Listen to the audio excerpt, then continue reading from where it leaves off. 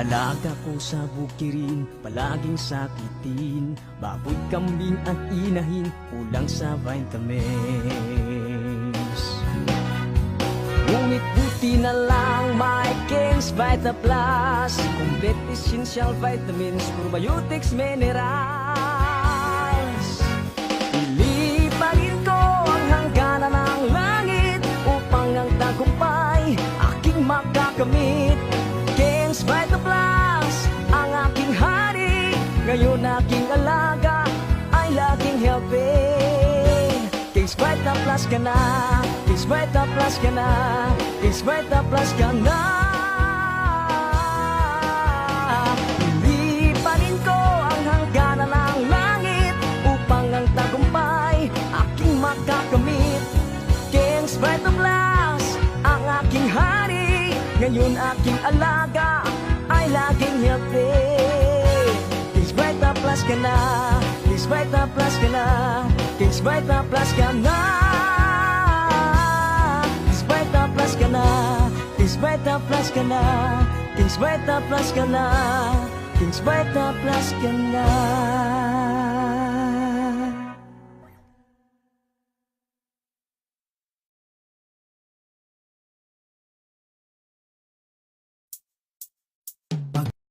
Kagising sa umaga, palaging tulala, dahil sa sabungan ay talo na naman. Pare, huwag problemahin, dahil problema mo'y sasagutin. Pare, manok mo'y painumin ng intenso panalo. Manok mo'y agresibo, palaging panalo. Sa intenso panalo, ang manok mo'y walang talo. Subok at sigurado, tunay at garantisado. Sa intenso panalo, ang produktong makabago. Kaya't sa intenso na tayo, sa intenso panalo. Ang manok mo na pula, siguradong ubra, kumpletong vitamina, tsak panalo ka. Plus Power Stag Premium, sagana to sa calcium, minerals, zinc at protina. Intenso panalo na tayo, sa intenso panalo. Ang manok mo'y walang talo. Subok at sigurado, tunay at garantisado. Sa intenso panalo, ang produktong makabago. Kaya't sa intenso na tayo, sa intenso panalo, sa intenso panalo. Labas nga impormasyon sa agrikultura, mga simpleng tips para sa mga mag-uuma. Yaman sa kaumahan, kikita ka na, aasenso ka pa. Sa programang AgriSenso, kauban si Inday Bajang o Clara Tita. Kini nga programa hatod kaninyo sa King's Vita Plus Animal Feed Supplement, Panamox Antibiotic Caplet ug Panamox Forte ug sa Intenso Premium, Intenso Power Stag ug Intenso Plus. Happy day, happy birthday! Happy birthday! Happy birthday! Ayan, hello everyone! Uy, napaka matingkad naman po talaga ng ating kulay sa araw na ito. Isang purple at isang nakapula. So talagang happy birthday! O, diba? Hello world! Hello Luzon, Visayas, and Mindanao! Welcome! Mga AgriSenso! At kasama niyo po ngayon sina Inday Bajang. At of course, si Clara Tita. Samahan niyo po kami ngayon, Inday Bajang, sa loob ng isang oras na puro sa chikahan na maglalaman ng mga kaalaman. Of course, sa inyong pag-aalaga ng hayop, sa inyong pagsasaka dyan. Huwag niyo po kaming bitawan ni Inday Bajang, ha? Hold on! Yeah. Hold on! O, diba? Hold on lamang. Kahit na medyo ang ating weather this time is, I just don't know anong meron. Talagang masyadong OA ang panahon natin sa Pilipinas this time. Halos paulan-ulan lang. Correct. Ang konti, uulan na naman ulit. O, diba? Napakalaki. Kung sa Bisaya pa, langi kaayo. Ayan. Meron ako nabasa sa Facebook dahil na yung ano daw natin, yung weather daw natin ngayon ay parang isang babae. Napaka-moody. Napaka-moody and all. Sobra, 'di ba? Kaya nga Correct. kaya nga kailangan prepared tayo when we go out kasi paglabas natin ng bahay mainit, pagka sapit ng tanghali medyo makulimlim na and then uulan and all. With plus pa yung malamig ang simoy ng hangin. Oh, 'di ba? Christmas feels actually. Parang, Pero actually, hanggang feeling ko parang first week of February, parang ganito yung weather natin. Hanggang sa matapos yung amihan over there, yung mga hampas ng malalamig na simoy ng hangin in your face. O, diba? Bet na bet yung mga ganon. Ihanda ang sarili sa summer, pero hindi ko alam kung may summer pa ba tayo kasi it's parang La Niña na naman and all. So, paulan-ulan pa rin. So, ayun. Talagang na ano na yung panahon, na iba na ang ikot ng mundo, ika nga, di ba? Correct. Oh. Pero alam mo, excited talaga ako sa summer day kasi alam mo naman, hindi talaga ako maulan na person. Mainit. Mainit na person siya. Mainit ako na person. Ayoko talaga day kasi for example, 'di ba, nakakatamad talaga. Always ko talaga itong sinasabi dito sa programa natin na basta ulan, nakakatamad talaga, hindi ko alam. Okay lang naman yun, yung ulan, but siguro wag lang pa sobra, just like what is happening now, na talagang buong linggo maulan. Tapos may isang araw lang na mainit, pero right after in the afternoon, medyo makulimlim ulit. So sana by the next few weeks, it will be back na. Balance na yung init, balance na yung ulan, o diba? Para happy na ang lahat. Syempre, with now na maulan, na nakakaaway sa ating mga farmers, ayan, napakaano, yung kanilang mga tanim. Yun nga yung may isang balita na yung mga farmers natin is parang nahihirapan sila to adjust. Kailan sila magtatanim? Kailan ba nila pwedeng itanim yung kanilang mga kasi nga, yung panahon before na they know na mainit, biglang naging maulan, o diba? Mahirap mag-adjust kasi nga, tawag ito, parang masasayang din yung effort nila at yung mga itatanim nila. So, very sad and all. That's why, ini-encourage talaga to somehow magtipid sa pagkain. If you can do your share for food security on your place, do it, diba? Tanim-tanim ka na lang kasi nagkakaproblema yung mga farmers natin. Aside sa problema natin sa mga sibuyas na pula, diba, recently, ayun na naman yung mga ahos, mahal na naman yung mga garlic natin, at sumusunod na naman ang itlog. So, ewan ko ba? Ano na bang gagawin natin for now? It's really, what's next? Sabihin nyo na agad para makapag-prepare po kami ng bonggang-bongga. Ayan. Wag talagang matuloy yan siya, Dapday, kasi isa yan sa mga basic needs ng pagkain ng Pilipino. Yes. Makaka-adjust tayo kahit wala tayong mga spices, pero pag itlog, mahirap. The basic food in the morning, o diba, pangbaon, ayan. Pinakamadaling lutuin kung nagmamadali sa umaga, even tanghali or gabi, hindi mo bet ang food, itlog, okay na ako itlog sa na yan. egg. Or ipa-boiled mo na lang, okay na. Diba? So, sana, kasi nga, so far, bumili kami earlier sa isang tindahan dito malapit sa amin. It's 10 pesos na yung isa. So, it's not that big. Medyo mahal-mahal na talaga. So, you really, pahirapan na yung paghahanap ng mga medyo mura-mura na mga itlog. So, yun nga ang ginagawa namin para makatipid, bumibili kami ng by tray na talaga, hindi na yung patili-tili. Para you can save for that. Pero sobrang masyado kaming close sa itlog na halos magkapalitan na yung mukha namin, na halos everyday kaming kumakain ng itlog, so nauubos din talaga siya agad. Tama, lalo na, di ba, na may mga bata dyan, sina Bri at Yvonne, di ba, mahilig silang mag-itlog. Fried egg, ayan, scrambled, ayan, so ilagay mo, mag-request sila ng noodles, lagyan ng egg. Yan, diba? masarap. Yun siya, so talagang nauubos agad. Pero anyway, sana man lang hindi na, kasi nga may mga interventions na so far na ginagawa ang government natin for that one. Diba? So, ayun, sa mga friends nating nakikinig, nanonood at nakikibonding sa atin ngayong hapon, ayan, pa-chill-chill lang, wala nakikinig sa aming ingay. Ayan, baka meron po kayong mga greetings and all on this beautiful afternoon. Ayan, i-PM nyo lamang po or comment nyo lang po sa ibaba ng ating Facebook live video ngayong hapon. Corrected by. Wait, before that, Dai, shout out natin yung mga viewers natin ngayon sa ating Facebook page, sa AgriSenso. Ganun din po sa Ka-Farming Angat Ka at Regional News Group na i-replayan siya later on. So, ayan, hello sa inyo. Salamat. Maraming salamat. And back to usapang sibuyas na pula kasi nabanggit mo dahil, 'di ba? Na dapat last Monday, yung Agribalita mo nabanggit doon na dapat before supposed to be January 27, dapat ay dumating na yung mga yung mga in-import natin na sibuyas na pula para ay hindi sumabay doon sa mga local farmers natin. So, ngayon guys, speaking of mga sibuyas na pula para sa na hinahanda or tinanim ng ating mga local farmers, kumusta naman? Kumusta kaya yung suporta na ibibigay sa kanila ng ating government?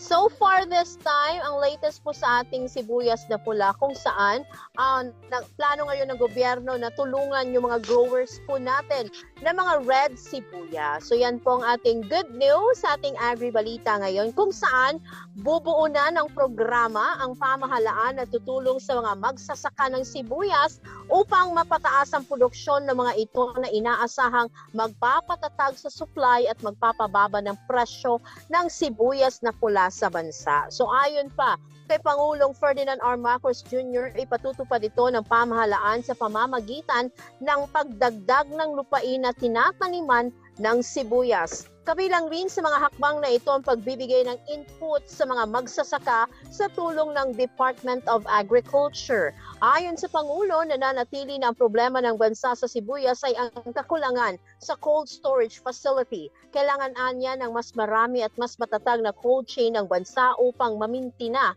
ang agri-products nito at ito mismo ang tinututukan ng pamahalaan. Ayan, may 3 inputs ako doon. Points of view, first thing is extending more the lands na gagamitin. So far, wala pang ibinigay na guidelines ang gobyerno. Paano ba iyon? Is it magpapahiram sila ng lupa, magpaparenta sila ang bibili, or saan kaya iyong mga lugar so far na pinipinpoint nila na pwedeng makapagbigay sila ng extra na lupa na pagtataniman ng sibuyas. The first one. Second one is ang tinatawag nitong mga inputs na ibibigay ng DA, which is a good point. Ayan. Kasi nga, gaya nga ng sabi natin, every time we discuss of new ventures, new learnings, ayan, yan ang dapat na i-achieve or i-embrace ng ating mga magsasaka kung saan sa bawat taon, they would take time to join mga trainings, mga seminars, on what are the latest sa mga tawag nito, mga kagandahan so far this time sa agriculture. Kasi nga, every year may mga naiiba, may mga tawag nito, merong mga bagong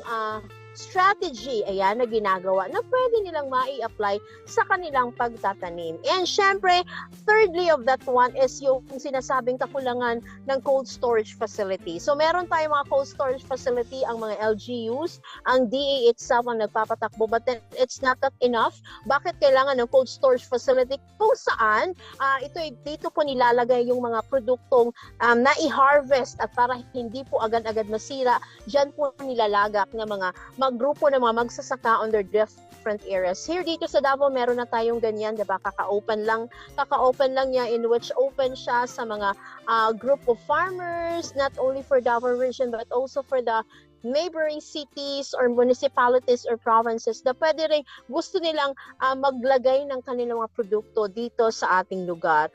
Yun lang talaga kailangan is dapat monitored ang mga cold storage facility kasi nga isa yan sa mga nakikitang problema ng mga ating opisyales kung saan baka may mga ibang hoarders dyan ng mga sibuyas na pula, tinatago lang nila sa mga cold storage facilities na hindi nila dineclare sa gobyerno. So yun lang naman talaga ang importante, kaya medyo nagkakaproblema tayo sa ating sibuyas sa pula kasi nga may sinasabing mga smuggled ones, diba, na ibalita natin ngayon na may mga dumating sa bansa na mga higanteng sibuyas, yung mga medyo malalaki ang size, which is pinangangambahan nilang hindi dumaan sa phytosanitary inspection kung saan to check if it's those products are safe to consume or pwede ba siya dito sa atin na hindi makontaminate din yung iba nating mga produkto. So mataas-taas pa na usapin ang mga bagay na ito. Diyos ko, walang kamatayang pang usapin with regards sa mga sibuyas na pula. So sana man lang magkaroon na ng mga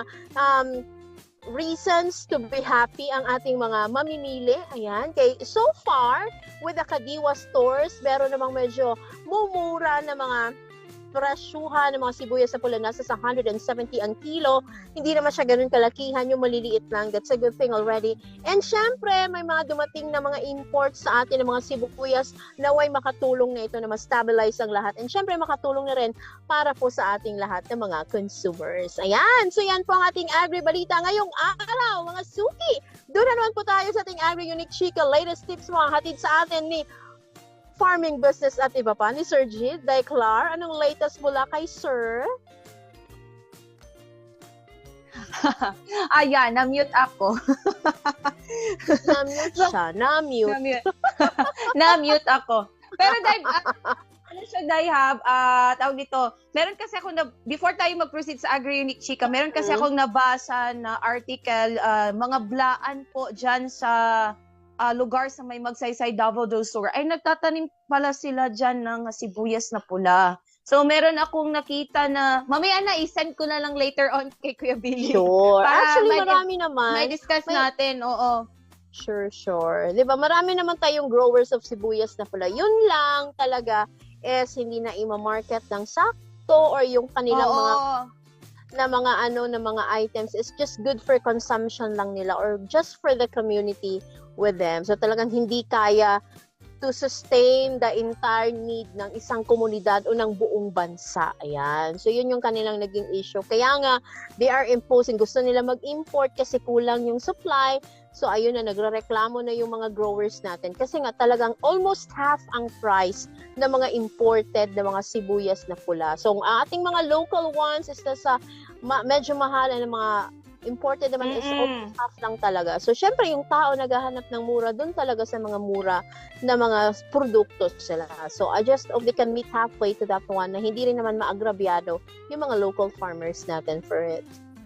Correct advice. So, before tayo mag-proceed doon sa idadawot pa kasi yan ni Kuya Billy itong balita natin from Magsaysay, Davao del Sur. Dito muna tayo sa ating Agri-Unique Chika, mga ka-agri. Of course, courtesy of our farming business ATBP content creator Sir Jid Batuampo. So speaking of pagsasaka, paano ba kumita na kahit nasa bukid ka? Ano ba yun pwede ninyong mapagkakakitaan na mga hanap buhay dyan? Or ano ba, pag-alaga ng hayop, pagtatanim? Depende anong diskarte. If ever gusto nyo pong tawag nito, manirahan sa bundok o sa bukid sa inyong probinsya, ano yung posible niyong pagkakakitaan? So, narito po ang isi-share sa atin ni Sir Jid. Roll VTR! Ano po, kumita habang nasa bukid tayo. Kumita kahit nasa bukid tayo. Ito yung topic natin ngayon. So, madalas nating nakikita, napapanood natin na kumita habang nasa bahay ka lang. Lagi nating nakikita yan sa social media. Pero dito sa topic natin ngayon ay kumita habang nasa bukid ka. Kahit nasa bukid ka, ay pwede tayong kumita. Paano tayo kumita sa bukid? So, actually, ito rin yung ginagawa ng karamihan sa ating mga ka-farmer. Marami sa ating mga ka-farmer na nakikita natin na may mga tanim na mga gulay, may mga tanim na okra, talong, sitaw, no, iba-ibang pananim, maging mga kamote, yung mga talbos nila, binibenta nila. So, sa bukid natin, talagang pwede pa rin tayong kumita kapag meron tayong mga tanim-tanim. Pag mahilig tayo magtanim, bukod doon sa pagtatanim, sabay natin yung pag-aalaga ng hayop, 'di ba? So yan yung nandiyan yung mga manok, mga baboy, pero sa simula, ayun nga ang umpisa talaga kailangan natin ng medyo puhunan na pambili ng alagang hayop na alagaan natin. So doon hindi rin ganoon kadali kasi marami pang mga proseso ang kailangan nating pagdaanan. Kung makialaga naman tayo ay medyo mahaba-habang panahon din ang kailangan nating gugulin. Kailangan nating antayin para doon sa mga aalagaan nating hayop. Ang pinakamabilis, kapag meron tayong area na pwede natin mapagtamnan ng mga pananim, ng mga gulay, ay pwede rin tayo magtanim ng mga gulay. Okra, talong, ganyan yung mga buhay natin sa probinsya. So ngayon naman ito ay parang kwentuhan lang din natin dito sa mga makaka-relate lang din. No? Dahil sa probinsya nakita natin madalas yan. May mga kapitbahay tayo nagtitinda ng mga gulay, papunta doon sa mga bahay-bahay. Although minsan parang sa atin minsan sa iilan, no, may mga parang awkward siya kasi parang medyo may ganong pakiramdam, pero alam mo ba na yun yung pinanggalingan ng maraming mga mga mayayaman dito sa Pilipinas, no? Alam naman natin na yung mga SM, yung mga Robinsons, yung mga nagsisimula diyan, yung pinakamayari niyan noon ay dumadaan din sa ganong mga ginagawa nila. Talagang pinagsikapan nila, nagtinda-tinda sila. So, sa mga nakakabasa dito ng mga books tungkol sa SM, tungkol sa Robinsons, kung saan sila nanggaling noon, no, may mga naglalako ng mga yosi, naglalako sila, nakabike lang. So, meron ding nagtitinda ng sapatos, shoes vendor sa tabi ng kalsada. So, hanggang sa nabuo nila yung kanilang business, hanggang sa napalago nila, na ngayon ay mga naglalakihang mga negosyo na dito sa Pilipinas. So, maraming mga gano'n, no, pinagsikapan lang talaga nila, tinatyaga nila, at yung importante, yung mindset nila, yung kanilang goal ay talagang tinutuloy-tuloy nila at talagang pinagsikapan nila na para umasenso ang kanilang pamumuhay. So sa bukid, ganun din, marami tayong mga pupwedeng gawin na hindi naman talaga dapat na ikailang na magtinda-tinda. Kung halimbawa may mga gulay dyan, so pwede tayo magtanim ng gulay kasi marami rin sa atin na naghahanap kung ano ba yung pwedeng maging negosyo sa bukid. Actually, mga sari-sari store nga pwede rin. Diba? Kung may mga kapitbahay naman tayo, so pwede rin magtayo ng sari-sari store na pwede rin natin magiging source of income or dagdag na mapagkuhanan natin ng pang-araw-araw nating pangangailangan muna, no? Tapos may mga alaga tayong hayop, may pananim tayong gulay. So ang laking tulong na rin doon sa bukid natin. So yun nga pala sa hawak natin ngayon, King's Vita Plus na vitamins. Ito yung ginagamit natin sa mga alagang hayop, no? Sa mga manok, sa baboy, sa kambing, sa kalabaw, sa kabayo, sa rabbit, sa baka, sa yun, sa mga pabo, sa pato, King's Vita Plus ang gamit natin. Ayan, hawak-hawak natin para may pakita din natin sa inyo yung mga pamamaraan namin sa pag-alaga ng hayop. So, yun yung mga ginagawa natin, no, sa probinsya. Talagang may mga pwede naman tayong gawin para pwede rin kahit papaano yung kumita tayo. Yun naman yung usual na ginagawa din ng mga ka-farmer natin. No, mabilis lang din naman mag-harvest, lalo na itong mga sitaw. Minsan nga may mga nagtanim ng sitaw, talong, okra, yun, mga talbos ng kamote, mga talbos ng kangkong, nilalako nila. So, dyan pa lang, nagiging source of income na rin ng mga kababayan natin na napakalaking tulong din sa kanila yan. No? Napakalaking tulong din na meron silang source of income. Hindi na nila kailangang lumayo dun sa bahay nila. Although medyo maliit lang yung kita kasi kung kaunti lang naman. Pero dun sa may maramihan na, yung mga nagtatanim, marami rin ngayon nagtatanim, mapansin natin, may mga napipicture na nagtatanim sila ng maramihan na, doon naman mas maganda naman yung kinikita nila kasi maramihan na yung nabibenta nila, bulk na yung mga gulay na ano nila nabibenta. So yun yung mga mga pamamaraan na pwede rin nating gawin sa bukid para kahit papaano ipandagdag source of income din natin. No, yan na talaga, tiyagaan lang sa pagtanim-tanim, tapos habang nagtanim, mag-alaga ng hayop, yung mga reject doon ay pwede natin ipakain doon sa mga alaga natin, sa mga manok, sa baka, no, sa mga baboy. So pwede natin ibigay yan doon sa kanila. Hindi na natin natatapon yung hindi natin maibenta. So kung mabulok man or hindi pa agad babulok ng todo, magagamit pa rin natin doon sa iba ng mga alaga natin na pinapakain natin ng mga pagkain na galing doon sa ating mga pananim. So yun nga pala, King's Vita Plus Animal Feed Supplement, at happy birthday nga pala kay Jeff Dalombar, yung ating kapatid, no. Happy birthday sa iyo, Jeff, no. Tsaka maraming salamat din sa mga nanonood ngayon dito sa Ka-Farming Angat Ka. So, yun, sa title natin ngayon, kumita habang nasa bukid. So, yun yung gusto nating i-share din ng mga topic, no, tungkol dito sa pagbubukid. Dahil din yung dating iniisip ko, no, na ano ba yung pupwede naming gawin sa bukid, ano ba yung mga pupwede pa naming i-explore or gagawin pa para mas mapapalago natin yung pagbubukid. No, yun yung mga inaaral din natin. No, doon natin nakikita yung kitaan sa gulay, magandang kitaan sa gulay kapag naparami na natin. Kung yung area naman natin ay swak na tamnan ng gulay, kung anong klaseng gulay, kung anong swak dyan na area, so pwede tayo magtanim. Katulad sa area namin, medyo clay yung lupa. So ang tinatanim naman namin doon ay itong mga pinya, no, kasaba, kamote, mais, yung mga yan yung nabubuhay doon. Or itong mga mani, so yan yung mga usual na natatanim sa area namin. No, may ibang area naman, magandang magtanim ng mga okra, may magandang taniman ng mga talong. So yan yung mga nababanggit natin kanina, yung mga nagtatanim ng mga ampalaya. So maraming po pwede talagang gawin din sa mga bukid natin. Wherein lahat ng mga galing dyan sa bukid, talagang in demand siya. Kasi sa syudad, talagang yan yung binibili din. Kasi yan ang kinakain natin lahat. Tayong nasa bukid, nagtatrabaho sa bukid, yan yung kailangan natin. Maging yung mga nasa syudad, nakatira yung mga nagtatrabaho, mga employee, yan din yung binibili nila. Kasi pang ulam yan eh. Yan, dyan nanggagaling sa atin. Lahat ng kinakain halos, hindi lang halos, kundi lahat talaga galing sa bukid. Kaya itong bukid, napakaganda rin ito kapag napaunlad natin lalo. So hindi na kailangan kumuha mula sa ibang bansa ating bansa. Kapag kumpleto na, buo na yung ating farm. Kapag sa farm natin, no, lahat tayo dito mga Pilipino ay talagang magkaisa na magtanim, mag-alaga ng hayop kung anong pwedeng alagaan sa area natin. So meron na tayong pang-support para dun sa pangangailangan dito sa Pilipinas. Wherein lahat niyan ay kailangan. I-compare na lang natin doon sa mga nagnenegosyo. Minsan sa syudad, mapansin natin may mga tindahan na sobrang hina ng bilihan, mga tindahan ng damit, bilihan ng mga sapatos. Minsan wala masyadong pumapasok, wala masyadong bumibili. No, pero doon sa mga pero sila pa rin ay pinupurso pa rin nila. Talagang pinagsikapan pa rin nila yung business nila, no? Ganun yung tiyagaan din pagdating doon sa mga nagninegosyo na napapansin natin. No, kaya dito sa bukid, although minsan may mga panahon talaga na di maiwasan na may mga challenge din. Halimbawa itong mga baha, no, may mga bagyo. So yun yung pinakakalaban natin. Pero hindi pa rin natin sinusukuan yan. Pinupush pa rin natin kasi yun yung kabuhayan natin. At syempre, yung pinaka-ano natin dyan, no, yung yun yung pinaka-hilig din natin, passion natin, at syempre nakakatulong tayo sa ating community. Kasi kung titigil, wala na pagkain, kailangan na kumuha, sa ibang bansa naman, di ba?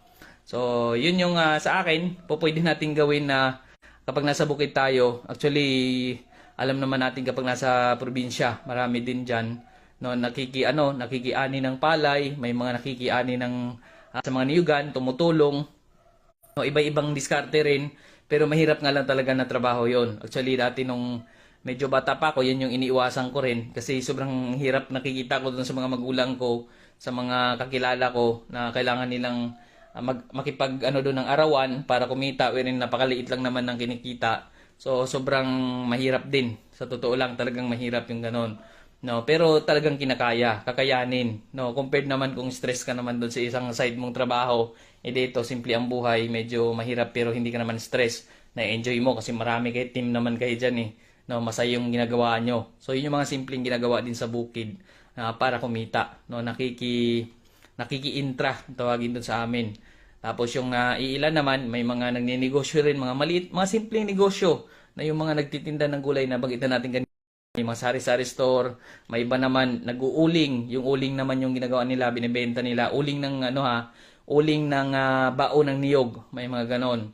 So, iba-ibang klaseng uling, pero hindi natin na magputol tayo ng kahoy para gawing uling. So, may ilan talaga na yun yung ginagawa kasi kailangan din naman talaga yung uling doon sa ibang mga nagluluto.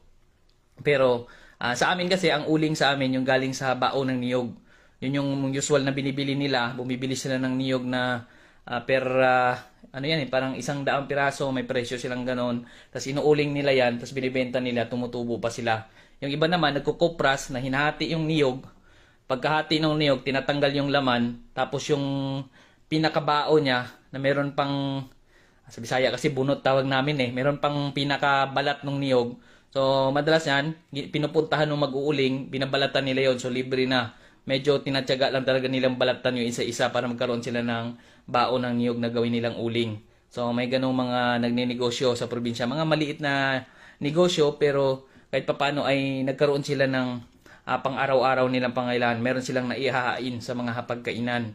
So yun yung mga isa rin. Kasama rin doon sa mga ginagawang kitaan sa probinsya. So ito yung kitaan na talagang kailangan mong magsipag sa bukid. Pag sinabi natin kitaan sa bukid, iba siya doon sa kitaan kahit nasa bahay ka lang na lagi nating naririnig. Kasi minsan may mga kitaan kahit nasa bahay ka lang daw.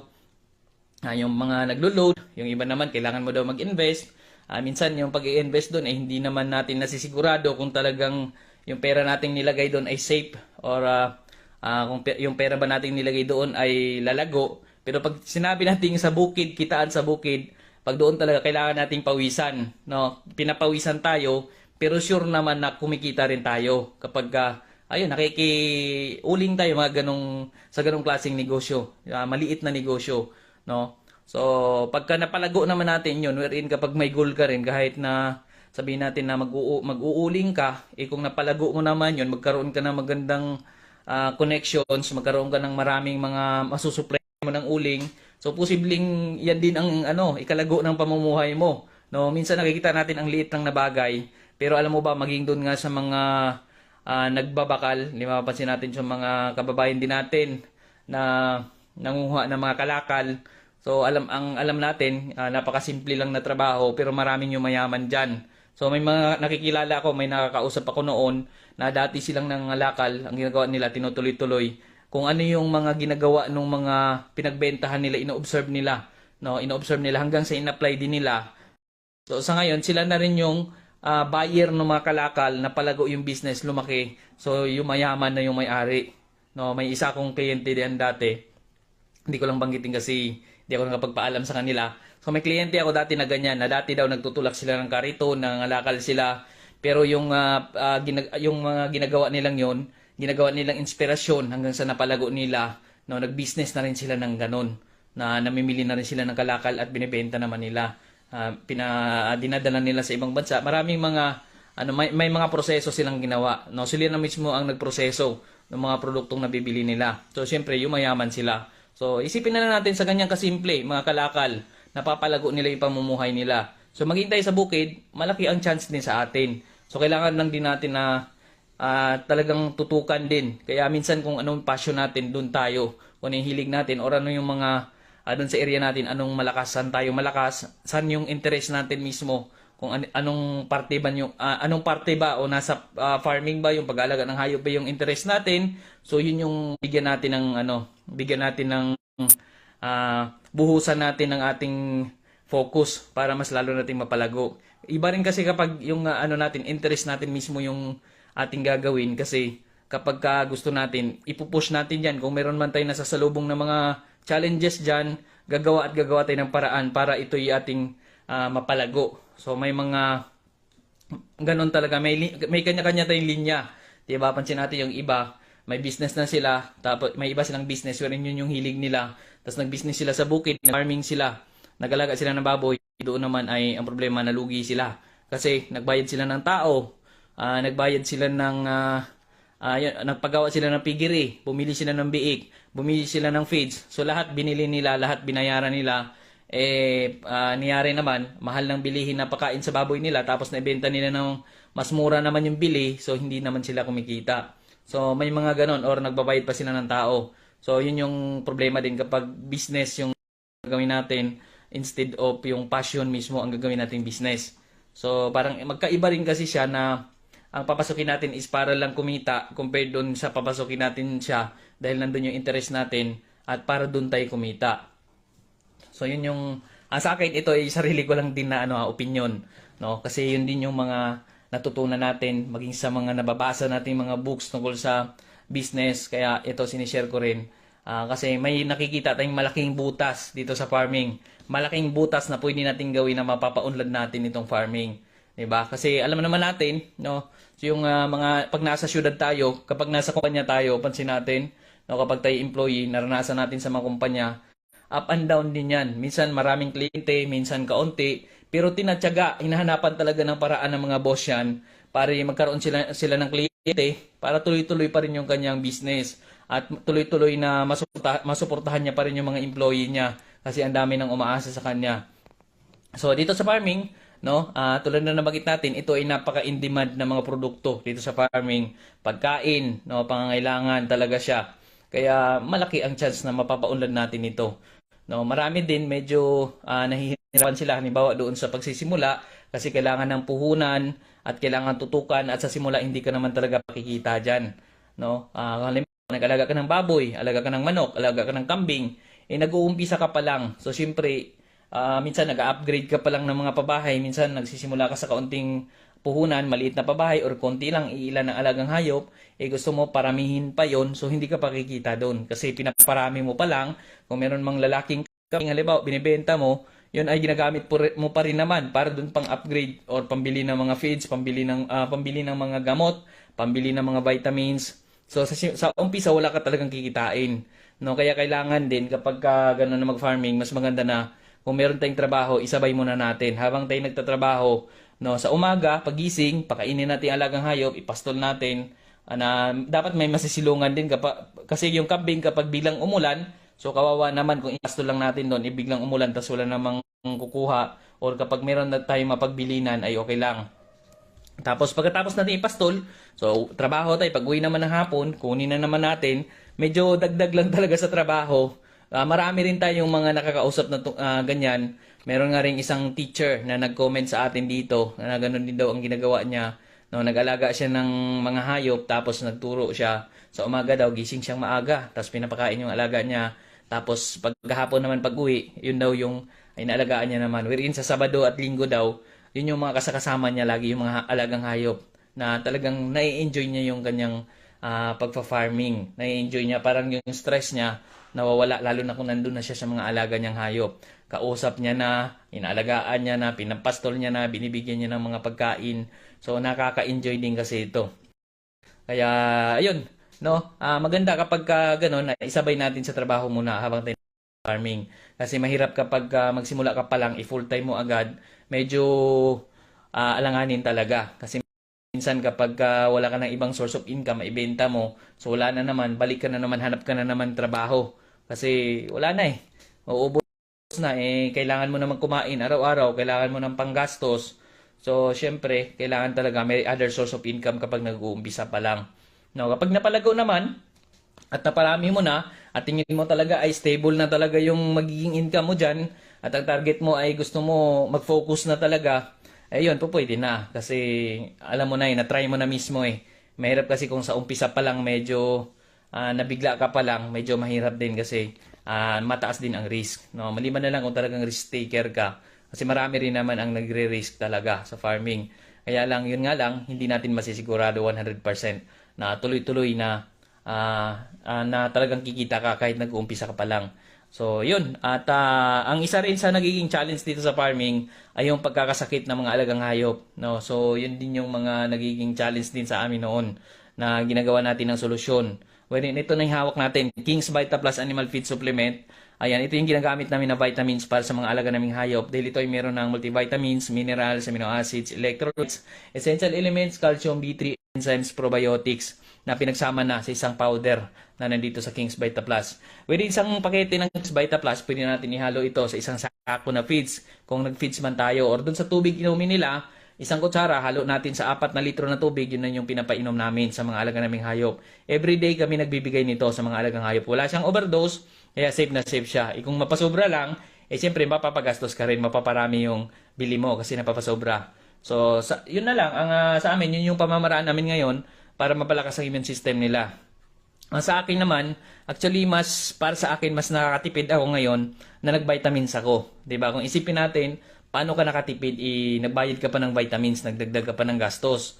So sa akin kasi, tingin ko mas matipid kasi, halimbawa yung baboy namin, no? Naghalo kami ng King's Vita Plus doon sa mga alternative na patuka na binibigay namin, yung mga kangkong, kamote, kasaba, 'di ba? Yung mga gabi, naghalo kami nito. So imbis na yung baboy namin ay mabilis magkasakit, so mas napapalakas ang immune system niya. So imbis na yung 3K ko na biik, imbis na nanghihina dahil kulang, kung halimbawa kulang yung nakukuha niyang nutrisyon doon sa nabibigay namin, binigyan ko pa siya nito, mas sumapat na dahil doon sa mga nutrients na meron dito. So napapalakas ang immune system niya. Imbis na magkasakit siya, imbis na mamatay siya, andun pa rin, buhay pa rin siya ng malakas dahil doon sa binibigay namin na vitamins. So mas nakatipid ako. Imbis na, 'di ba? Imbis na sayang yung 3K ko, so ayan, nagdagdag lang ako ng 100 pesos. Mas malalakas na yung mga alaga naming hayop. Ang King's Vita Plus, hindi ito gamot. Ito ay feed supplement lang din, no? Hindi ito gamot sa mga sakit ng hayop.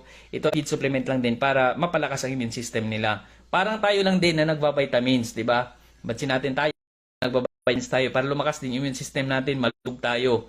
Kaya lang may pagkakataon pa rin minsan kapag nasubrahan tayo sa pagod, 'di ba? So may iniindang pa rin tayong mga sakit. So kailangan nating uminom ng gamot. So ganoon din sa mga alagang hayop. Bibigyan natin ng vitamins, pampalakas ang immune system, pero kapag may sakit, bibigyan din natin sila ng akmang gamot naman para gumaling naman sila. So yun yung mga ginagawa namin.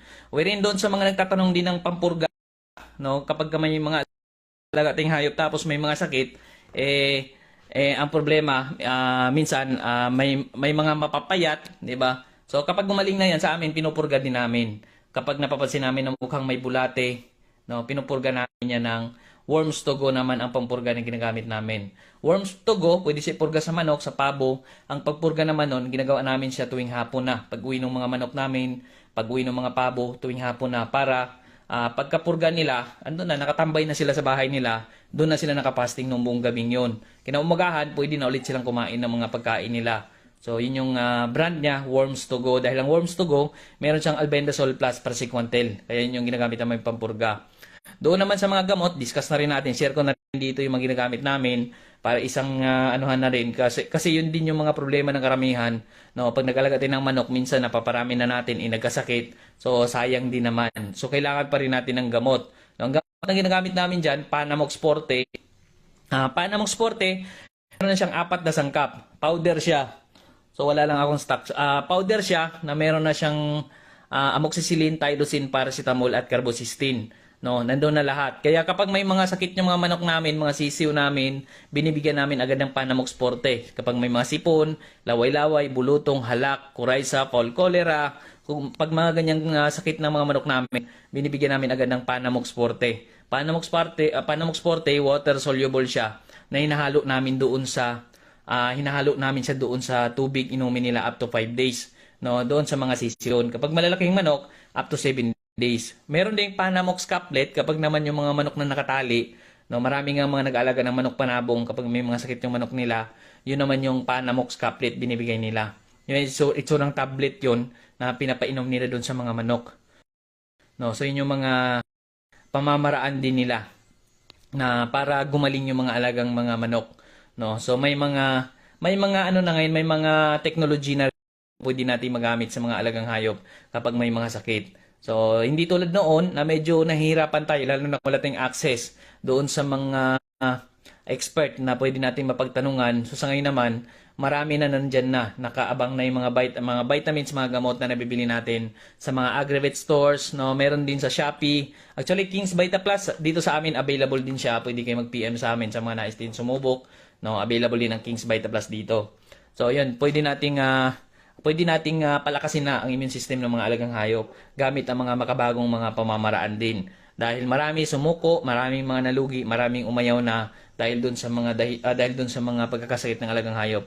Wherein sa ngayon ang dami ng solusyon, nandiyan na yung solusyon, no? Na ito sinishare ko na rin dito dahil yan din mismo ang ginagamit namin. Doon naman sa naging problema natin, no, na may mga yun nga, yung mga tawag dito.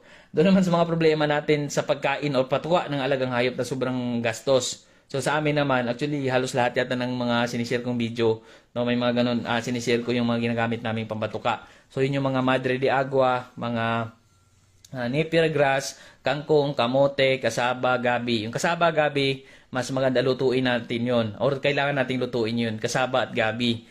No, hinaluan ng darak. Kapag may palayan tayo, siyempre pag nagpagiling tayong palay, may darak yan. So pwede nating ihalo yan dun sa mga pagkain ng ating mga alagang baboy. No, so yun, napakaraming mga pamamaraan. Alam naman natin na nung unang panahon, ang mga baboy, ang mga manok ay dati nakagala lang yan dyan sa mga gubat.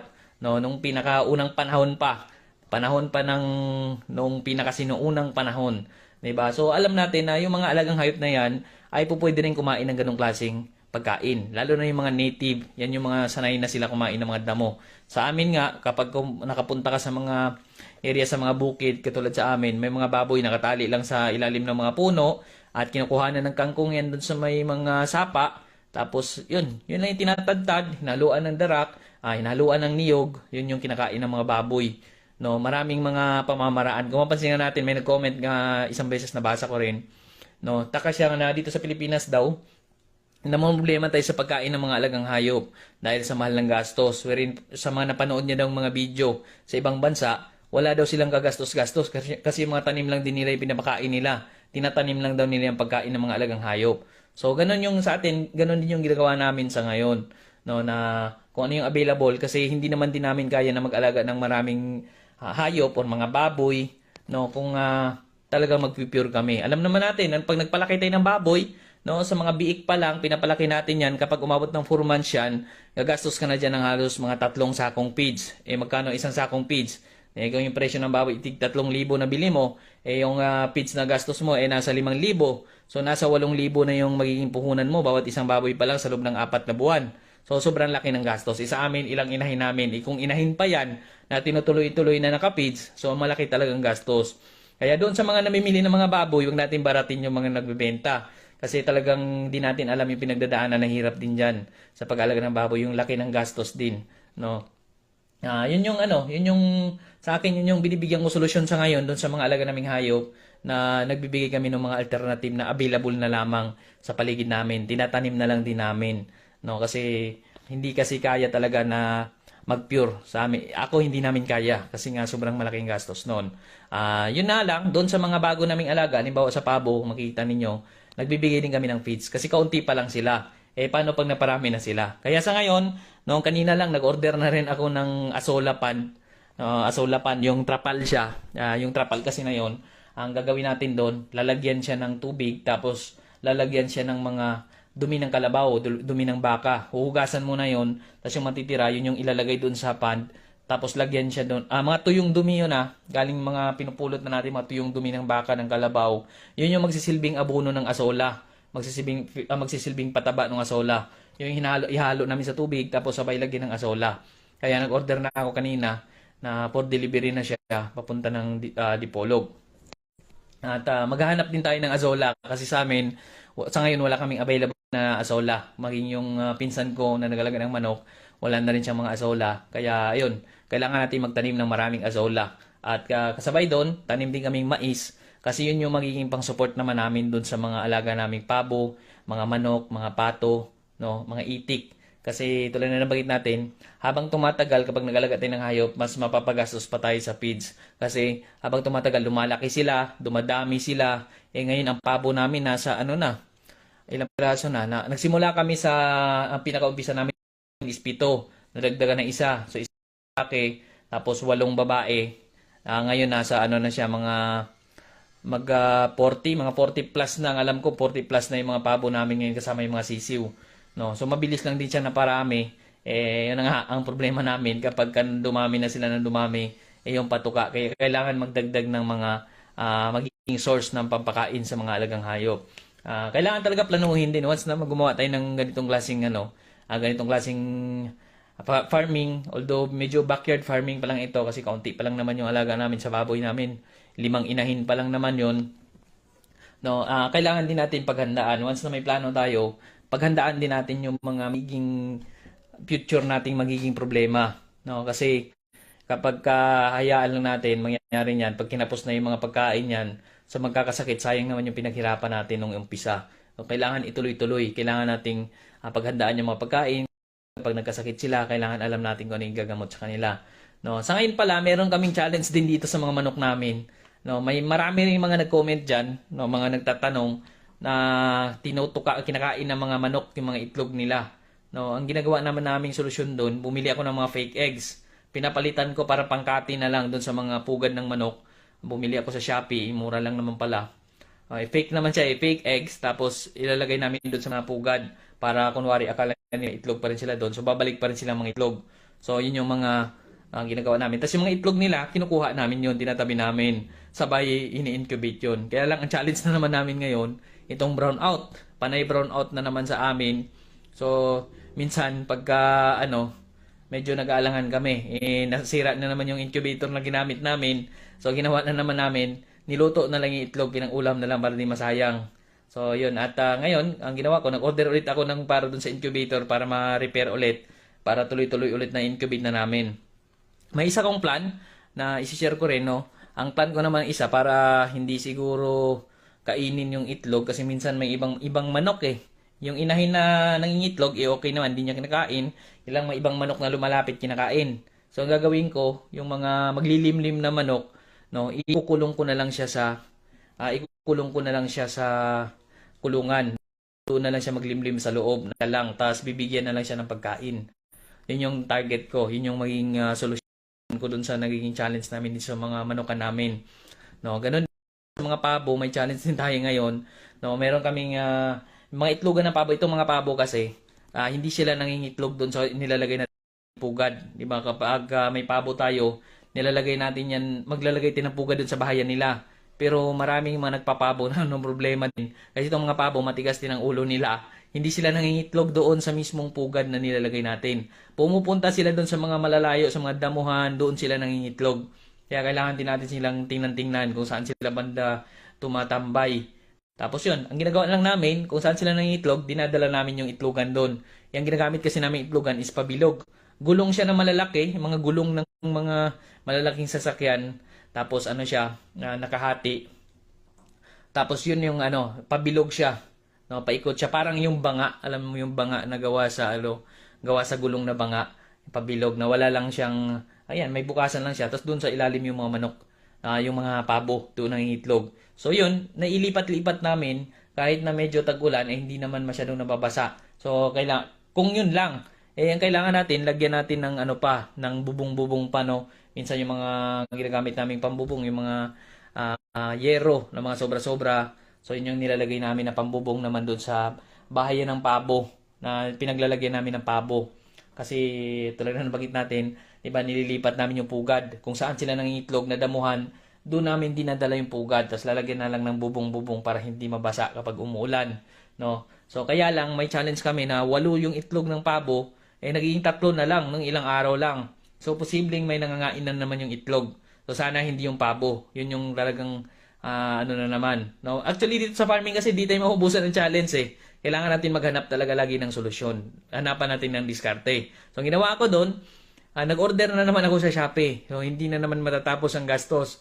Nag-order na naman ako sa Shopee ng net. Yung net na medyo maliliit yung butas. Wherein kung saan nangingitlog yung pabo, kung saan namin nilagay yung pugad, gagawin ko, lalambatan ko siya ng net. Para kung meron mang mga ibang hayop, halimbawa kung may daga man, kung meron mang ibang klaseng hayop na posibleng nangain yung itlog, so maiwasan ko na sila. So ang risk ko na lang ay kapag yung inahin mismo ang kumain ng sarili niyang itlog, no?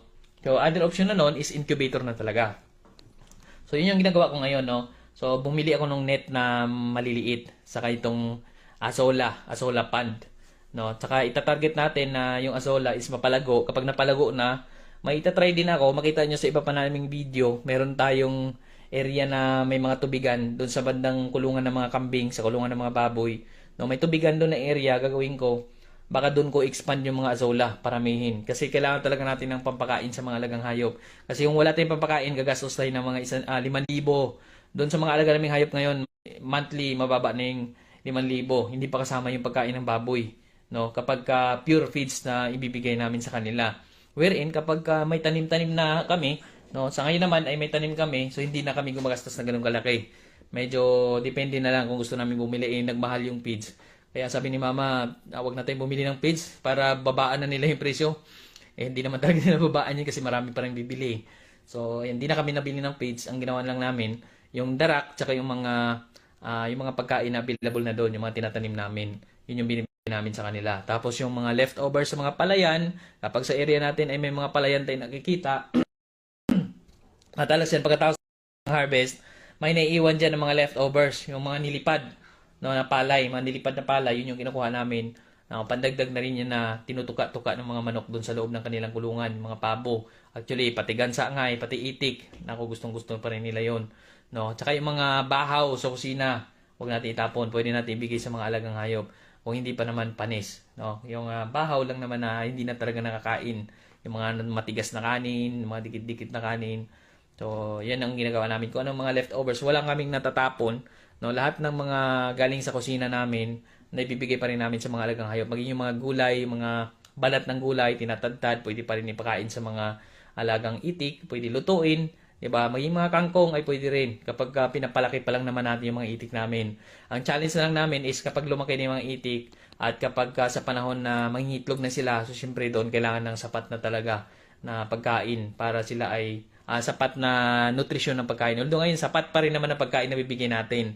No, sabihin man natin medyo matipid ngayong pamamaraan namin, pero hindi natin tinitipid yung mga alagang hayop in terms of konti lang binibigay ng pagkain. Hindi siya ganung klaseng pagtitipid.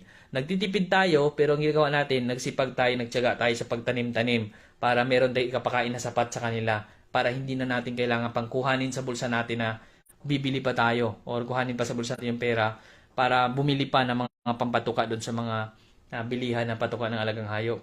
Bubunutin na lang natin, aanihin na lang natin, tatadtarin na lang natin, lulutuin na lang natin yung ipakain natin sa ating mga alagang hayop para paano hindi na magastos at hindi na tayo kasama doon sa mga nagrereklamo doon sa napakamahal na bilihin na pampatuka ng alagang hayop. So, ayun. Kapag naman doon sa market, No, kapag ka magbebenta na tayo, no, kung naparami naman na natin yung alagang hayop, mas maganda siguro kung meron tayong sariling pwesto na para direkta mismo sa consumer yung ating produkto. Kasi kung iasa lang natin lagi doon sa middleman, so medyo mahirapan tayo kasi sila yung nagdidikta ng presyo. Unlike nang kung tayo nagbebenta direkta sa consumer, tayo ang magsasabi kung magkano yung presyo at alam natin na kikita tayo, no? So yun, depende rin yun sa standard sa SRP. So madalas naman ang SRP is nasa tama rin naman na kahit paano kikita pa rin naman tayo. So yun, at yun lang muna po sa ngayon ang ma-share ko sa inyo at yun, inulit natin muna. No, sa mga nais mag-farming na gusto natin mapalakas ang immune system ng mga alagang hayop, ito yung ginagamit namin na vitamins. King's Vita Plus Animal Feed Supplement. Meron siyang multivitamins, minerals, amino acids, electrolytes, essential elements, calcium, D3, enzymes, probiotics, at napakarami pang sangkap. Ayan, meron pa siyang zinc, iron, manganese, copper, iodine, selenium, cobalt, lysine, L-methionine, betaine, yan, carrier, vitamin A, vitamin D3, vitamin E, vitamin K3, vitamin B1, vitamin B2, vitamin B6, vitamin B12, folic acid, pantothenic acid, biotin, niacin. Ayan, napakarami niyang sangkap para makatulong doon sa mga alaga nating hayop.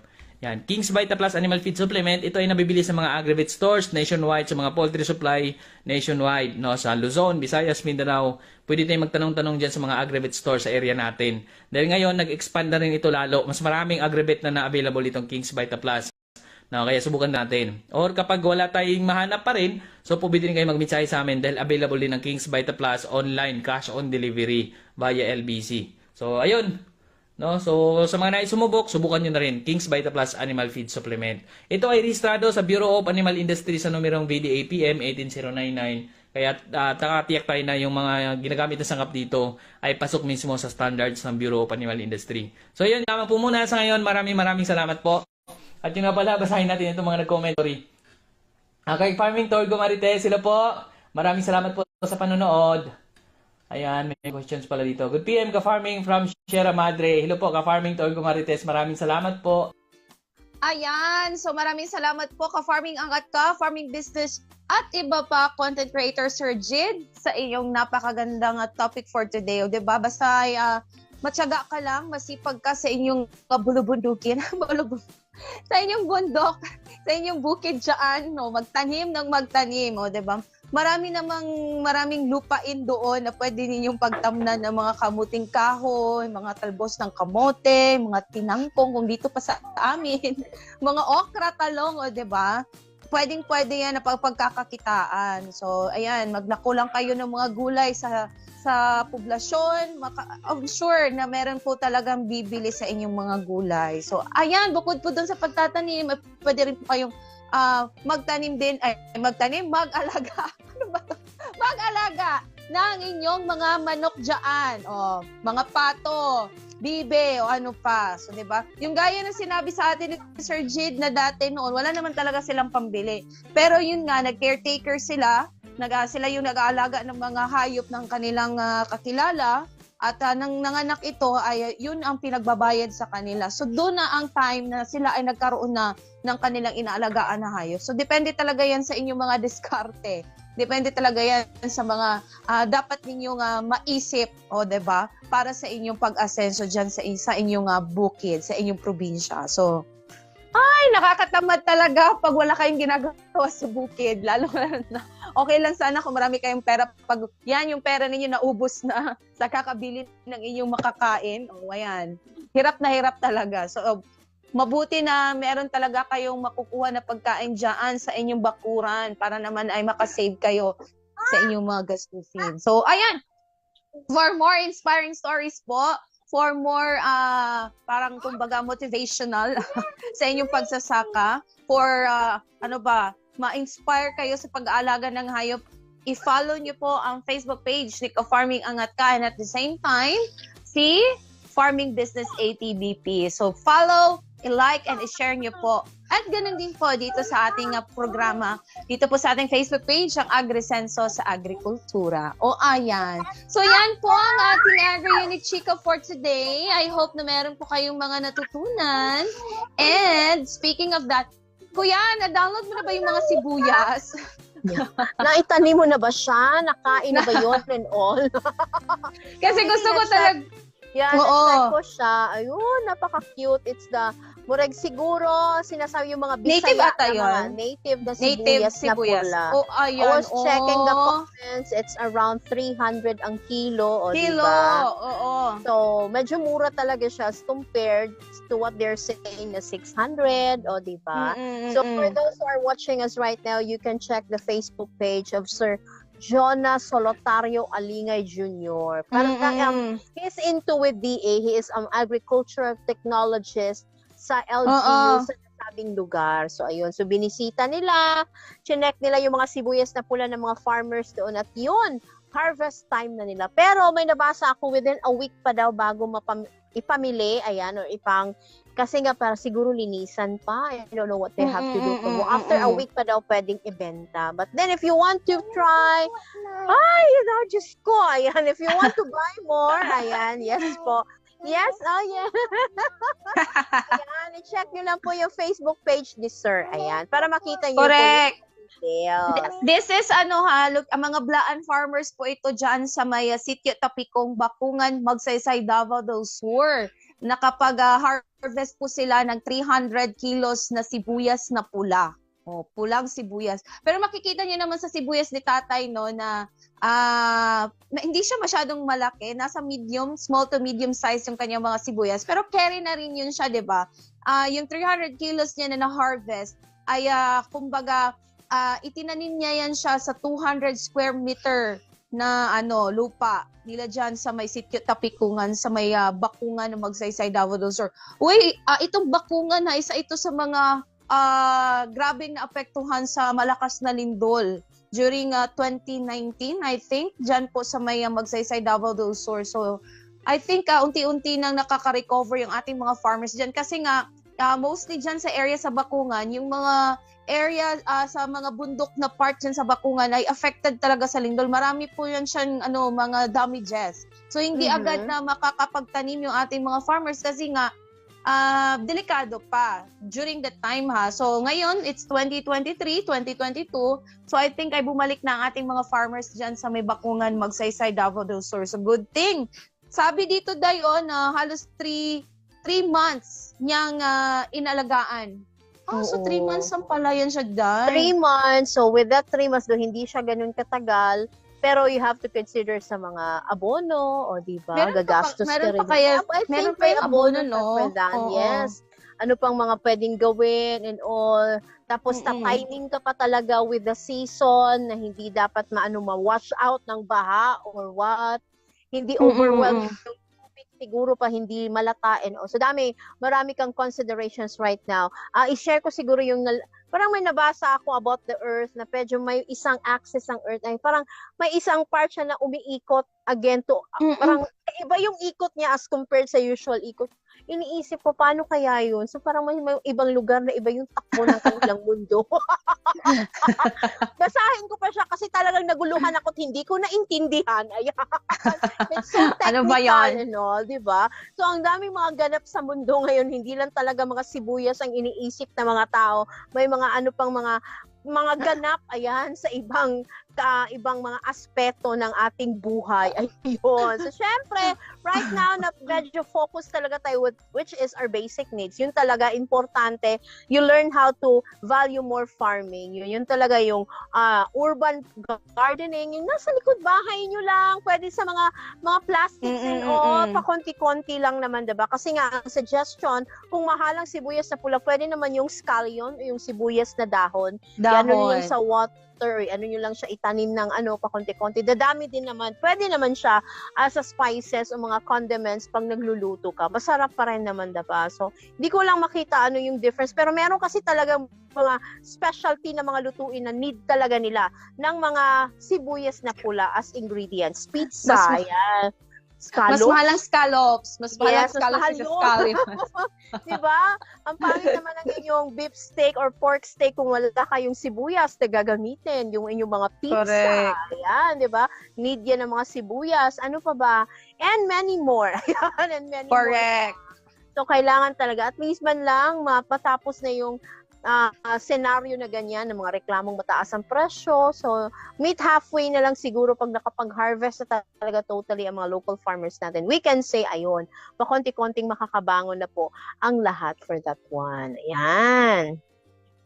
So, ayan. So, congratulations po sa ating mga magsasaka dyan sa Magsaysay Davao del Sur. I hope na, I'm sure hindi lang dyan sa Magsaysay, marami pa yan sa ibang Marami bansa. pa yan. Marami Meron pa pang yan. Davao de Oro, diba? The last time we reported, ang Davao de Oro may parang mag-harvest din sila January or February. So at least they makatulong yan for Davao region naman na supply. So soon, yan diba? Kasi so far, ang update ngayon sa Davao de Oro, they're into our weather thing. It's because ilang araw nang medyo nag-suspend talaga sila the other day ng klase dahil na rin sa ulan. Ayun. Very susceptible din kasi sila sa floods and landslides. Yan, Landslides. Landslides and all. So ayun, knowing na medyo maraming mga dyan, bukiring parte, may mga minahan pa, so kailangan always safety ang lahat. So amping lang talaga sa kanunay. We'll get an update with regards sa kanilang harvest if ever meron na. Para at least matuwa naman tayo mga neighboring place ng Davao de Oro. Baka pamili na ng mura actually naman. Pero feeling ko the last time na malengke yung husband ko, feeling ko talaga may mga something on that prices. Kasi nga, yung neighbor namin who is selling gulay, yung presyo ng kanyang sibuyas is nasa 600 pa something kasi daw mahal pa. Per kilo? Yun ang bili niya, yes. So, the other day, na malengke kami sa Tibungko, ayan, that's the nearest palengke we have here. Mura lang naman yung presyo ng sibuyas, nasa 280 lang naman. It's just the same quality of them. Diba? So, ang sabi nila, meron daw talagang mahal, pero sa kanila, may nakukuha silang mura on that price. So, we were able to bought 1 kilo ng sibuyas na on that price na 280 to 300.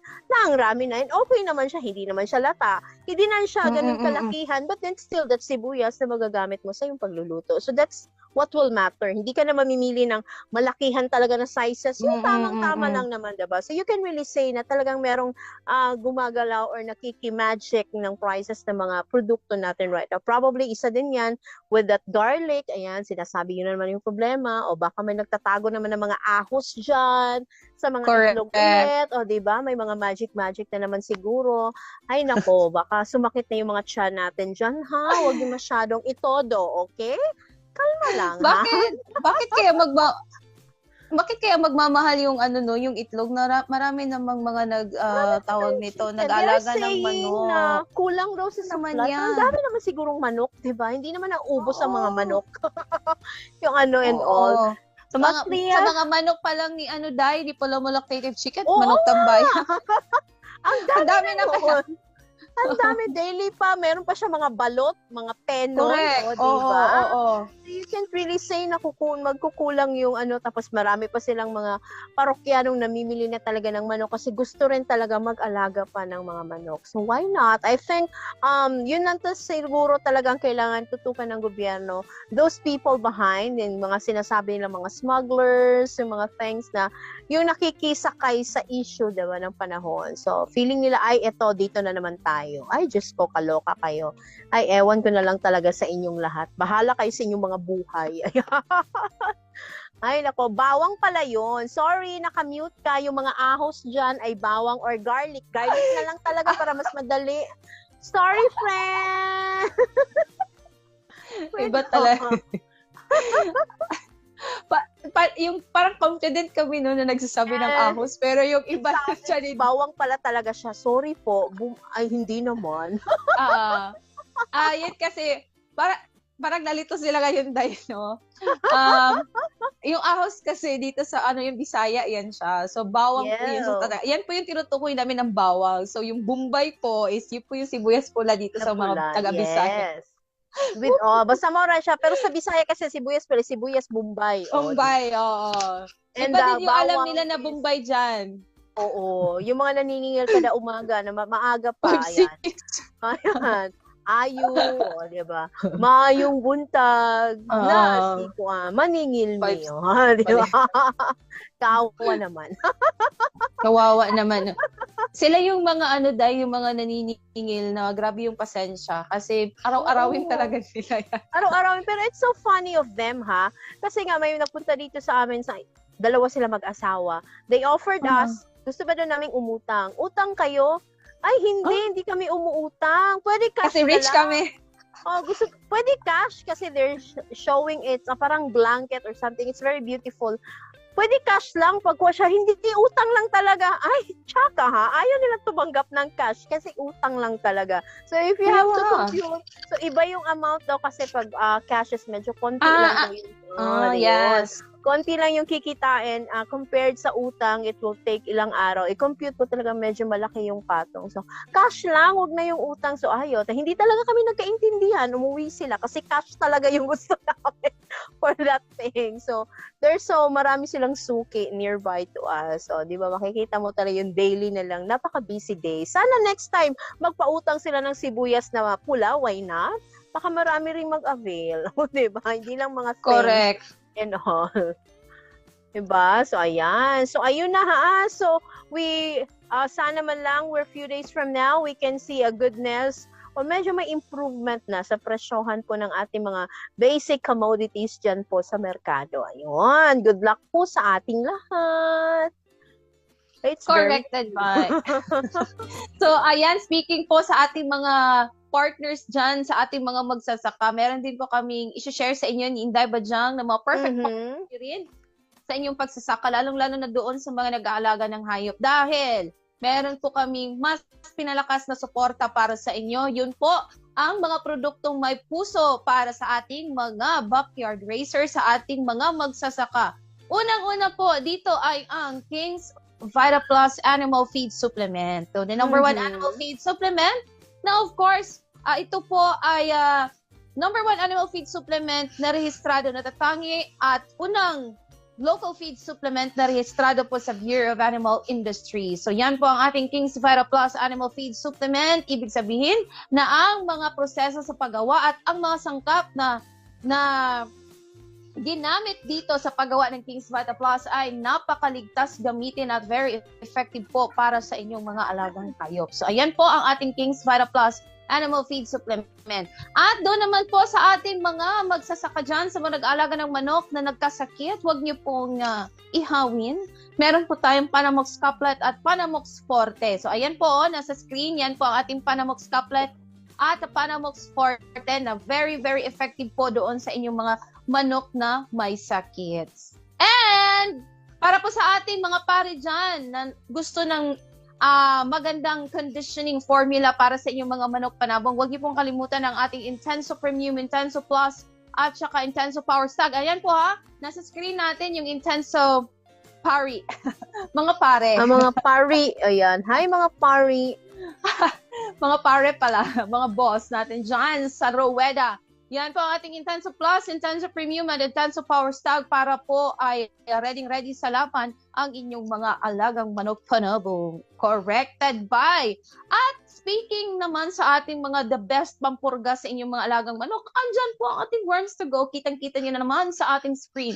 Ang ating Worms to Go, yan po ang pinakamabisang pampurga na mabibili sa inyong merkado ngayon. Dahil meron po yung kombinasyon ng praziquantel at albendazole na tsak, hindi lamang mapapatay ang mga bulate at parasites, kundi matutunaw yan sila. So, okay. At lastly po, ang ating King's VitaPet Multivitamins Plus Minerals, ang pinakamasarap at kompletong multivitamins para po sa inyong mga pets, ang ating King's VitaPet Multivitamins Plus Minerals. Lahat po yan ay available po sa ating mga Agrivet stores sa inyong mga lugar dyan. So if ever hindi po yan available, ayan. Si Inday Bajang po ang bahala na mag-deliver sa inyo. Ay. Gamit tayo ng airplane, charot. Ayun, di ba? Gamitan natin ng mga ganung factor. But anyway, para hindi naman kayo mahirapan sa inyong mga orders, of course, aside sa pamimili sa inyong mga suking tindahan o mga Agrivet stores, pwede po tayong maka-order via cash on delivery or cash on pickup with the help ng LBC. So, paano yun, Inday Bajang? Napakadali. Mag-PM lamang po kayo sa ating mga Facebook pages. Ayan. Nakikita nyo po sa inyong screen. Yan po ang Facebook page ng King's Vita Plus. Ipag-PM nyo lamang po kami para at least ma-prepare po namin ang inyong mga orders. Or you can do shopping. Hanapin lamang po ang KDM Agrivet Lines and dyan na po kayo add to cart and check out. O, diba? Para at least man ako naubusan sa mga suki ninyong stores, pwede pa rin po tayo maka-avail ng ating mga produkto. Deliver po yan sa inyo mga more than. So far, medyo mabilis na ng delivery this time. It's less than 2 weeks. You can have already yung mga orders po natin on the online shopping. Ayan. Ba't nawala si Clara? Anong meron day? Brownout? Anong meron dyan sa inyo? So, ayan ha. We make all the convenience para sa inyong lahat. Para maka-order po sa inyo. Maka-order po kayo ng aming mga produkto na hindi na po kayo ma-stress out kung saan kayo pwedeng maka-order. Okay? Ayan. So, ayun na. Uy, Enough ko lang. reminders lang ha. Yeah. Sa mga papalaot sa dagat, diba? Just recently, we had a very bad news about that one guy na medyo tumalon sa dagat, and after a few days of searching, he was found dead already by the rescuers. So sa mga papalaot sa dagat, amping, ingat, halong, ayan. So kung ano yung mga advice, kasi nga medyo malalaki yung waves natin ngayon, isa yan sa mga problema ng mga pumapalaot, kasi nga may mga sakayan na nasisira because of the big waves they are experiencing. Same thing with what had happened sa anak ni Senator Bato last week, I think, na nasilaan Oo, sila. nag-island hopping ba yung day? Nag-island hopping sila yung anak niyang babae. So, nasira yung makina ng kanilang sinasakyan. So, good thing, they were rescued by the mga rescuers natin. So, kayo din, ayan, parang hindi ko ina-encourage ang mag-island hopping now with that ang lalaki ng mga waves and all, and you have children. Wag na. Yan na lang kayo sa mall. Ayan. Mag-malling na lang muna kayo, okay? Or sa park. Mas medyo safe pa siguro kaysa correct. nasa dagat tayo this time na medyo galit-galita ng ating mga hangin and all. Okay? So, amping sa kanunay. Ayun. Of course, your safety and the safety of the entire family should come first. Okay? Corrected by. So, ayun po mga ka-agri, maraming salamat po sa inyong patuloy po na pagsuporta sa aming programa every afternoon from Monday to Saturday. Nawa, hindi po kayo magsawa sa kakatingin ng sa aming mga mukha na parang kada-araw lumalaki ang aming mga mukha. Parang hindi siya lumalaki po talaga siya. Pero alam mo, Day, naniniwala talaga ako, Day, na merong mga ginagawang hindi natin alam si Kuya Billy sa mga mukha natin. Oo. Naniniwala ako dyan. Meron niya siya mga under the table thing. Sige lang. Sige lang, Jod. Sige lang talaga. Kasi okay minsan kasi makikita ko sa mga videos natin, sa mga live natin, nakikita ko yung aking mga lieg, may mga ganun pa. Pero ngayon dito parang hindi nakita yung lieg ko. Wala na tayong lieg, no? Oo. Parang meron talaga siyang something. Hindi natin alam kasi tayo yung nakaharap sa camera, tapos siya andyan lang sa likod, naka-ano lang yan siya dyan. Baka masyado na sinistretch yung mga mukha natin and all, diba? So, para lumapad and all. Huwag kayong maniwala sa nung nakikita nyo sa screen, ha? Mas correct. Makita nyo kami sa personal, lang mas ma-shock po tayo. Okay? Ayan. Oo. Huwag po talaga kayo maniwala dito sa screen dahil meron pong isa dyan na umuubra na minamaniubra po yung aming mukha. Pero pag makita nyo po kami sa personal, ayan po, mas ma-shock po kayo. Yun po talaga yung word, mas masashock kayo. Okay? Yung sa Facebook naman, pag nakikita, okay lang yan. You know, it's so easy. There are some filters, charot. We don't use that. Regal shocker. Hindi naman. Hindi naman gano'n. But anyway, you know, syempre pa, ano man yung mga itsura namin ni Clara, lumiit na yung aming mga mukha. The show must go on, and of course, andyan pa rin po sa palagi, kada hapon, 1-2, depende po sa aming gusto, kailan kami matapos, ayan. Dalangin mga balita, ayan, mga good news, and mga tips, courtesy po sa ating Agri-Unique Chika. Corrected by. Ayan! Sad to say, it's gonna be a good day. Sad to say. Yeah. Ito na yon. Matutulog na ako after nito. Sarap matulog diba? Yung alam mo nga, gising, oh my gosh, so sarap magligid-ligid and all. Kasi nga the weather is so malamig. So, ligid-ligid. Baka iba yung isipin naman ng ligid-ligid, ha? Magligid-ligid ka sa pang-pang. You make ligid over there. So yun na. So let's enjoy na lang siguro muna that cold weather we have right now. Kasi nga pagdating ng mga ilang buwan na naman ulit, o diba, mainit na Oo. naman due to summer and all. So for Cold now, weather. because- Kuya Yes. Phil, cold weather kasi nasa Amazon forest kasi yan. yeah, you know, diba, umuulan sa amin dito sa inyo, wala, diba? Oo, Meron rainforest kami kasi yan sa kanila dyan. With all. Bantay, ayan. Yun na siya. So, let's enjoy muna our cold weather right now.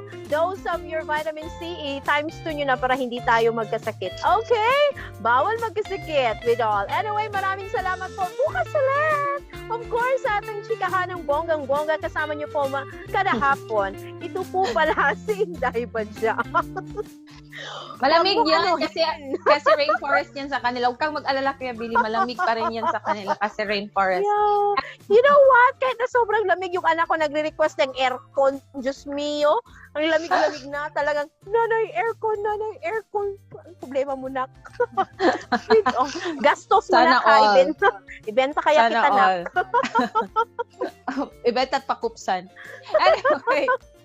Anyway, ito po si Clara Tita. Bukas po ulit dito lamang sa nag-iisang programa. Pangaral sa agrikultura, wala nang iba pa. Ito po ang AgriSenso. Sa agrikultura, aasenso ka. Magandang hapon sa ating lahat.